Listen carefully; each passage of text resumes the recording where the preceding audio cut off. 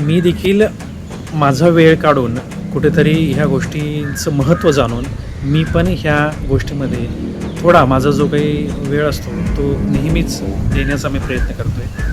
तर बघू आपण या कार्यक्रमाचं कसं हे केलं आहे आणि आपण देखील ह्या गोष्टीचा एक भाग होऊन जाऊया. चला.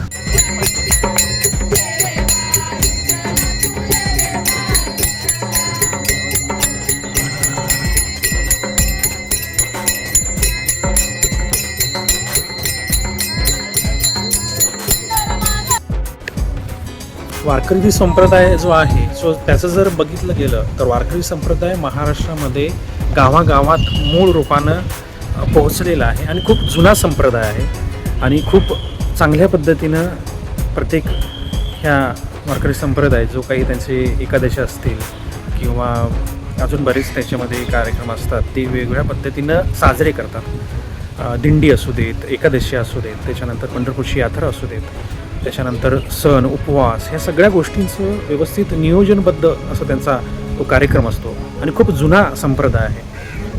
त्याचं नियोजन बघितलं तर सगळ्या गोष्टींचं त्याच्या पाठीमागचं जर कारण बघितलं तर ते कशा पद्धतीने साजरं करतात तर मोस्ट ऑफ महाराष्ट्रामध्ये शेतीप्रधान देश आहे आणि महाराष्ट्रामधले शेतकरी शेतीत सकाळपासून संध्याकाळपर्यंत राबत असतात आणि कुठेतरी संध्याकाळचा वेळ हा देवाच्या भक्तीमध्ये लीन होण्यासाठी ते समर्पित राहतात किंवा दक्ष राहतात म्हणावं लागेल. आणि त्याचाच एक परिणाम म्हणून संध्याकाळचे भजन गायन करून तो आपला वेळ आपल्या परमेश्वरापर्यंत ठेवतात आणि नव्या दिवसाची सुरुवात आपल्या चांगल्या विचारातून आणि ऊर्जेतून करण्याचा हा एक त्यांचा प्रयत्न असतो.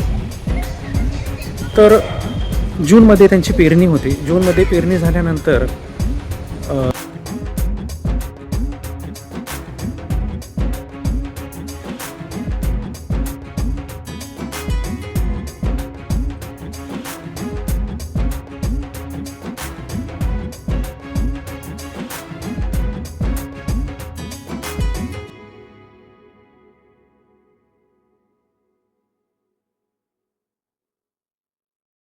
सगळी शेतीची कामे करतात.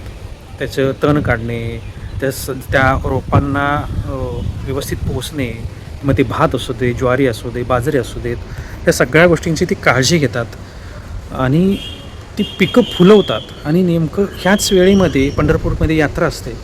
तर असं एक दृश्य मी बघतो आहे की शेतामध्ये पीक डोलतं आहे आणि तिकडे वारकरी पंढरीमध्ये डोलतो आहे भजन आणि टाळाच्या या गजरामध्ये.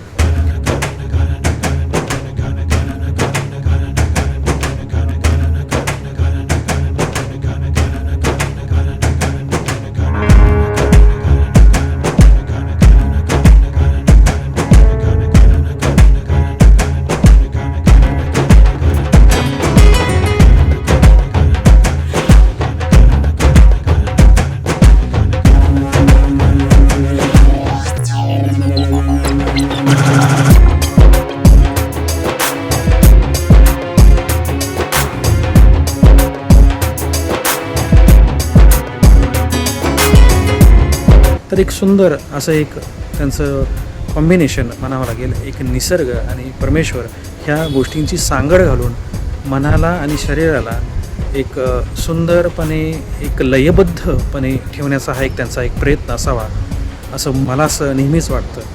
आणि त्यांची भजनं आणि खूप त्यांचं ते नित्यक्रम खूप बघण्यासारखा आणि श्रवणीय असतो.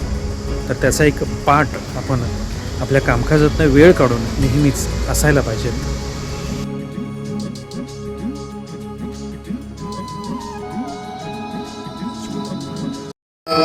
Oh!